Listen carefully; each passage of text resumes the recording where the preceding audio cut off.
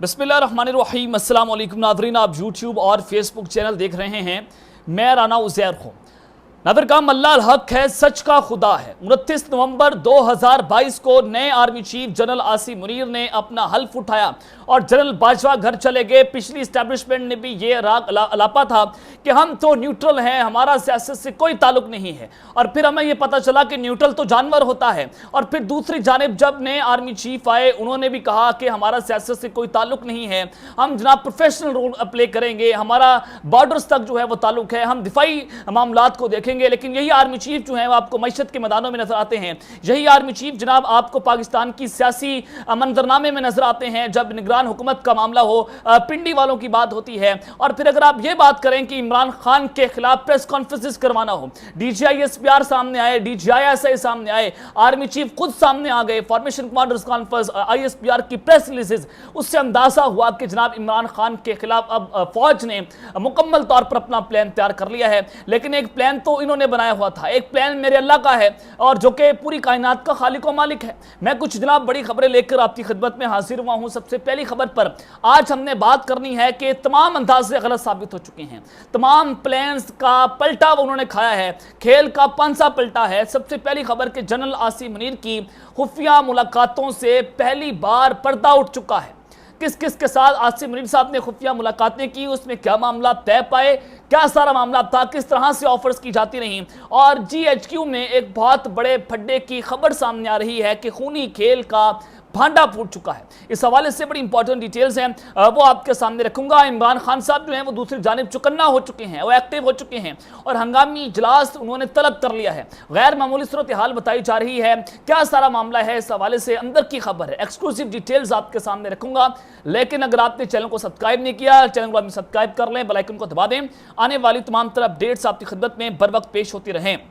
नादर काम पाकिस्तान तहरीक इंसाफ को तोड़ा क्या, इमरान खान साहब के साथ को कमज़ोर करना था। इमरान खान साहब जो हैं वो पहली बार इस्टेब्लिशमेंट कंफ्यूज्ड है कि पाकिस्तान की तारीख में कभी ऐसा नहीं हुआ कि एक वज़ीर-ए-आज़म को निकाला गया और उसके लिए कौम बाहर निकली और उस रात करोड़ों लोग जो है इमरान खान साहब के लिए बाहर निकले थे और वो दोबारा वापस आता हुआ नजर आ रहा है। माजी हमें ये बताता है कि अगर किसी वज़ीर-ए-आज़म को बाहर निकाला गया, उसको माइनस किया गया, तो वो 5 साल के बाद दोबारा आया। लेकिन इमरान खान साहब ने 75 साल तारीख के रिकॉर्ड तोड़ दिए। कौम उसके लिए सड़कों के ऊपर है, कौम ने उसको रेड लाइन बना लिया है क्योंकि वो पाकिस्तानी कौम का शहजादा बना हुआ है। लेकिन उस सब के अंदर इस्टेब्लिशमेंट इस वजह से खौफजदा है कि 75 साल तारीख में पहली बार पाकिस्तानी कौम जो है वो अब इस दफा जो है वो एंटी इस्टेब्लिशमेंट वोट कास्ट करेगी, यानी कि एंटी इस्टेब्लिशमेंट बयानियों को वोट दिया जाएगा, इमरान खान के नजरी के साथ खड़ा हुआ जाएगा। तो इस वजह से इस्टेब्लिशमेंट पाकिस्तान के अंदर इलेक्शंस को डिले करवाना चाहती है। ये बड़ा इंपॉर्टेंट फैक्टर है जिसको आपने देखना बहुत जरूरी है आप सबके लिए। और फिर आपने देखा कि PTI पार्लियामेंटेरियन सामने आई, इस्तेकाम पाकिस्तान पार्टी वो सामने आई। ये दोनों इस्टेब्लिशमेंट की बीच जमातें, जिस तरह से जनाब काफरी का आपने देखी वो बनी, उससे पहले आपने बहुत सारी जमातें बनती हुई देखी, MKM जो है, लेकिन वो सारी की सारी इस्टेब्लिशमेंट के पेरोल पर काम करती रही। और ये दोनों जमातें जो हैं वो PTI को तोड़कर बनाई गई। तो महमूद खान जो हैं वो PTI पार्लियामेंटेरियन में चले गए, तो पाकिस्तान तहरीक इंसाफ ने साबिक वज़ीर आला KP के महमूद खान को पार्टी से निकाल दिया है। इमरान खान साहब ने पिछले दिनों सहाफ़ियों से गुफ्तगू की, उन्होंने कहा कि मुझे जनाब महमूद खान साहब के जाने का बड़ा दुख है। जो जिस तरह से इमरान खान ने महमूद खान को डिफेंड किया, जिस तरह से इमरान खान साहब ने उस्मान बुज़दार को डिफेंड किया, इन दोनों ने इमरान खान के साथ गद्दारी की। इमरान खान साहब इन दोनों की वजह से जनरल बाजवा के साथ लड़ पड़े कि मेरी हुकूमत है, मैं फैसला करूंगा, तुम कौन होते। लेकिन इन दोनों ने इमरान खान के साथ गद्दारी की, एक ने पख्तूनों पर लाज लगाई, एक ने सराइकियों के ऊपर लाज लगाई। इन दोनों ने जनाब अपने वतन के साथ गद्दारी की क्योंकि इमरान खान साहब जो हैं उन्होंने इन दोनों को वो डट कर खड़े रहे, इन दोनों को उन्होंने वज़ीर आला लगाया रखा। जनरल बादशाह चाहते थे कि अलीम खान पंजाब के अंदर आ जाए, दूसरी तरफ जो है वो कोई और KP में जो है वो वज़ीर आला लगाया जाए, लेकिन इमरान खान साहब ने जो है वो सब कुछ करने से इनकार कर दिया था। तो ये बड़ी इंपॉर्टेंट खबर है कि महमूद खान के साथ साथ KP की असम्बली के साबिक अरकान असम्बली जो हैं विल्सन वज़ीर, इश्तियाक उर्मड़, इकबाल वज़ीर, याकूब शेख और शफीक अफरीदी को भी तहरीक इंसाफ से निकाल दिया गया है। तो ये इस वक्त की बड़ी डेवलपमेंट है कि इमरान खान साहब के साथ असद उमर साहब भी राब्ते कर रहे हैं, फवाद चौधरी भी राब्ते कर रहे हैं कि हमें जनाब पार्टी में लिया जाए, हमें वापस बुलाया जाए। और इससे बड़ा वाज़ेह होता है कि हवाओं का रुख जो है वो तब्दील हो रहा है, यानी कि फवाद चौधरी साहब ने सबसे पहले पार्टी छोड़ी और मैं उनको जानता हूं क्योंकि 9 मई को खान साहब गिरफ्तार हुए। 10 मई को मेरी फवाद चौधरी के साथ सुप्रीम कोर्ट में कई घंटों जो है वो तवील नशिस्त भी हुई, मैंने उनका इंटरव्यू भी किया और फिर वो उस वक्त गिरफ्तार हो गए। बड़ी इंपॉर्टेंट चीज़ें वहां पर मैंने आंखों से देखी थी, मैं नहीं शाहिद था उस सारी चीज़ों का, मैं क्योंकि सुप्रीम कोर्ट के अंदर बैठा हुआ था, प्रेस गैलरी के अंदर रात गए तक मेरी उनके साथ मुलाकातें थी, रात गए तक मैंने उनसे खबरें लेता रहा।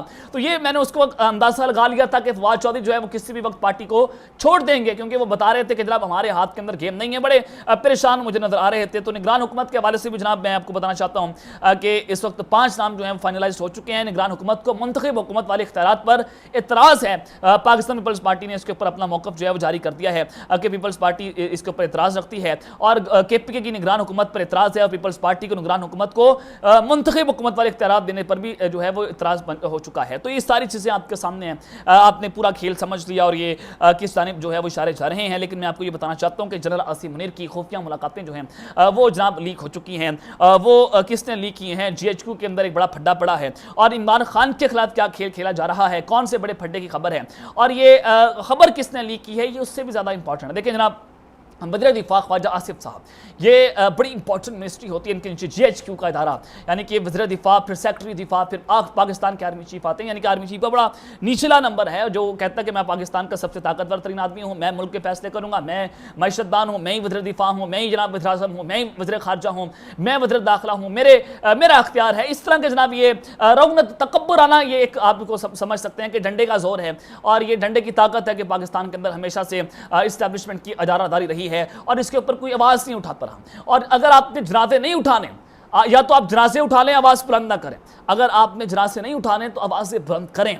आवाज़ें बुलंद नहीं करेंगे या आपको हर बार मारेंगे, हर बार ताकतवर आपको नंगा करेंगे, हर बार ताकतवर आपको जनाब आपका सॉफ्टवेयर अपडेट करेंगे, हर बार आपको अरशद शरीफ बनाया जाएगा। इमरान रियाज का कोई कुछ नहीं पता कि कहाँ पर है, पाकिस्तान की सिक्योरिटी एजेंसीज के ऊपर सवालिया निशान है। इमरान खान साहब पर कातलाना हमला हुआ, एक अफसर का नाम आ गया, उसके ऊपर FIR दर्ज नहीं हो पाई क्योंकि वो ताकतवर है, वो ताकतवर है। यानी कि आप एक ताकतवर कुछ भी कर ले, उसको आप कत्ल करने का परमिट दे दें, उसको आप जनाब झूठ बोलने का परमिट दे दें, उससे कोई पूछने वाला ना हो, उससे इन्वेस्टिगेशन आप नहीं कर सकते क्योंकि एक अदालत जो आप लगा सकते हैं, एक अदालत अल्लाह ने भी लगानी है। आप लोगों ने भी मरना है, मरना हमने भी है, लेकिन मरना आप लोगों ने भी है, मरना बरहक है और हम आप लोगों को उस वक्त गिरबान पकड़ सकेंगे, उस वक्त आपकी ताकत जो है वो खत्म हो जाएगी। उस वक्त जनाब आपको अल्लाह ताला को जवाब देना होगा। लेकिन उस वक्त के अंदर जनाब मैं आपको ये बताना चाहता हूँ कि ख्वाजा आसिफ साहब जो है उन्होंने एक इंटरव्यू दिया मंसूर अली खान साहब को और वो इंटरव्यू जो है वो इस वक्त जनाब मीडिया की जिनत बना हुआ है। वो इंटरव्यू इस वक्त बड़ा इंपॉर्टेंट हो चुका है। उन्होंने कहा ये बड़ा पिंडोरा बॉक्स उसने खोला है, ये है तो बड़ा सिंपल सा इंटरव्यू था, लेकिन उसके बाद जब ये इसके ऊपर एनालिसिस होने शुरू हुए, इस चीज़ को जब देखा गया, पोस्टमार्टम हुआ,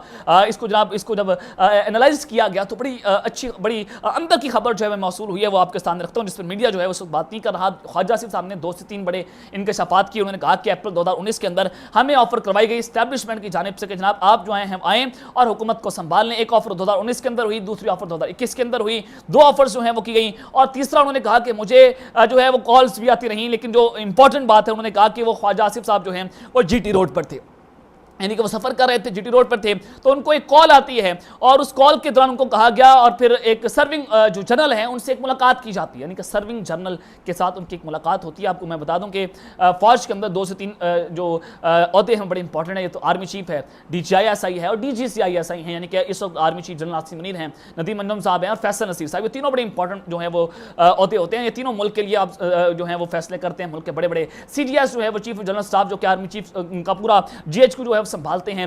ये भी एक बड़ा इंपॉर्टेंट ओहदा होता है पाक फौज के अंदर। तो ये 3-4 ओहदे यही फैसला करते हैं बंद कमरों के अंदर बैठ कर कि क्या पाकिस्तान के अंदर क्या चलना है, क्या सारा मामला है। तो इस सब के बाद जनाब उस वक्त अगर आप ये देखें कि अप्रैल 2019 के अंदर ये मुलाकात की खबरें थी कि एक मेरी सर्विंग जनरल से मुलाकात हुई ख्वाजा आसिफ साहब के बकौल।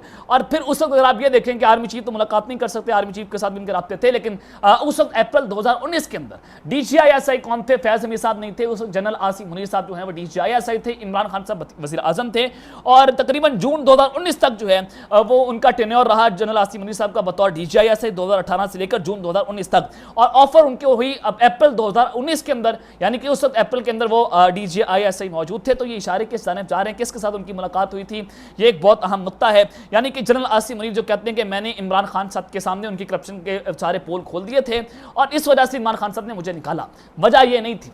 वजह अब आपको समझ आना शुरू हो जाएगी कि क्या गेम खेली जा रही थी, कौन सी डबल गेम कौन कर रहा था, किस तरह से इमरान खान के खिलाफ साजिशें की जा रही थी, उसके अंदर कौन इन्वॉल्व था, किस तरह से एंटी इमरान एक जो शख्स जो है वो बयानिया बना रहा था, जनरल बादशाह साहब का मूड स्विंग करने वाला कौन शख्स था।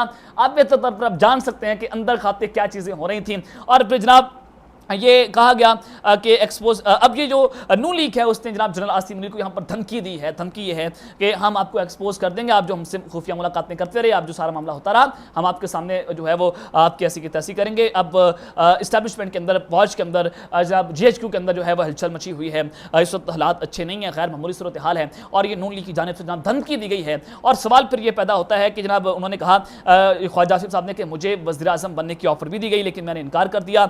और उन्होंने कहा, यह भी कहा कि ये जो इंपॉर्टेंट बात है कि वज़ीर दिफा साहब जो हैं वो ये बात कर रहे हैं, उनकी जो GHQ का इदारा आता है, बड़ी इंपॉर्टेंट मिनिस्ट्री है, क्या ये आर्मी चीफ ये वज़ीर आज़म के कहने के ऊपर जो है वैसी बात कर रहे हैं। जाहिर सी बात है कि वो इतने बड़ा जो है वो इंकशाफ कर रहे हैं नेशनल टीवी के ऊपर बैठकर, तो नवाज शरीफ और शहबाज शरीफ की मंजूरी किए बगैर जो है वो इस तरह की बात नहीं की जा सकती। तो ये दोनों भाइयों की मंजूरी के बाद ये सब कुछ हुआ है। तो ये इस्टेब्लिशमेंट के खिलाफ एक बहुत बड़ा महाज खोलने की कोशिशें हो रही हैं। और मैंने आपको अपने पिछले वीडियो में बताया है कि जनाब DGI को, नदीम अंजुम साहब को भी आर्मी चीफ बनाने के लिए अंदर खाते जो है प्लानिंग की जा रही है, क्योंकि जनरल आसिम मुनीर जो हैं वो बिल्कुल उनके राब्ते, उनके जो ताल्लुकात हैं वो PDM की हुकूमत के साथ खराब हैं, बिलखुसूस पीपल्स पार्टी के साथ और नून लीग के साथ, नवाज शरीफ साहब के साथ। तो ये चीज़ें हैं बड़ी इंपॉर्टेंट। तो इमरान खान साहब के लिए ये वक्त बड़ा इंपॉर्टेंट है, बड़ा क्रूशल है, क्योंकि आप अगर ये देखें कि अली मोहम्मद खान साहब, शहरयार अफरीदी, इन सबको रिहा भी किया जा रहा है, पॉजिटिव जेस्चर है। और फिर एक खबर चली कि हमाद ने एक शख्स को फ़ोन किया, एंकर को फ़ोन किया और बताया कि आर्मी चीफ और इमरान खान साहब की मुलाकात हो चुकी है। और फिर GHQ ने कहा कि इसकी हम तरदीद करते हैं। तरदीद तो ऑन द रिकॉर्ड नहीं की गई, लेकिन सहाफ़ियों को बताया गया कि जनाब उनकी तरदीद करते हैं, ये किस तरह की कोई मुलाकात नहीं थी, लेकिन खबर जो है वो चली। खबर के अंदर जो कुछ भी हो, लेकिन खबर जो है वो चल गई थी, खबर जो है वो बाहर आ गई थी। लेकिन जनाब इमरान खान साहब जो हैं वो उन्होंने हंगामी इजलास तलब कर लिया है और ये दबंग वापसी होने जा रही है। मैं आपको बताना चाहता हूँ कि इमरान खान साहब ने अपनी कोर कमेटी का इजलास बुलाया और आज छुट्टी के रोज़ भी उनका ये इजलास हुआ। इमरान खान साहब ने मुल्क की सूरत हाल पर तबादला ख्याल किया, उन्होंने इस इजलास की सदारत की।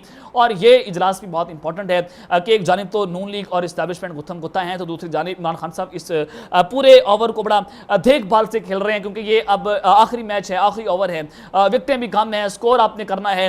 ये इस वक्त बहुत इंपॉर्टेंट हो चुका है कि इमरान खान साहब किस तरह से वो स्मार्ट मूव करेंगे कि हुकूमत के खिलाफ वो गोल करें और इस्टेब्लिशमेंट जो है उनको, उनके खिलाफ जो है उनको बात करने से गुरेज करना होगा, क्योंकि इस वक्त हालात जिस जानिब जा रहे हैं, इमरान खान साहब इस सारी सूरत हाल को कैश भी कर सकते हैं। तो ये अब तक की डिटेल्स है जो मैंने आपके सामने रखी। अब तक के लिए अपना ख्याल रखिएगा और इस चैनल का अपना ख्याल रखना है। अल्लाह ने के बाद पाकिस्तान जिंदाबाद।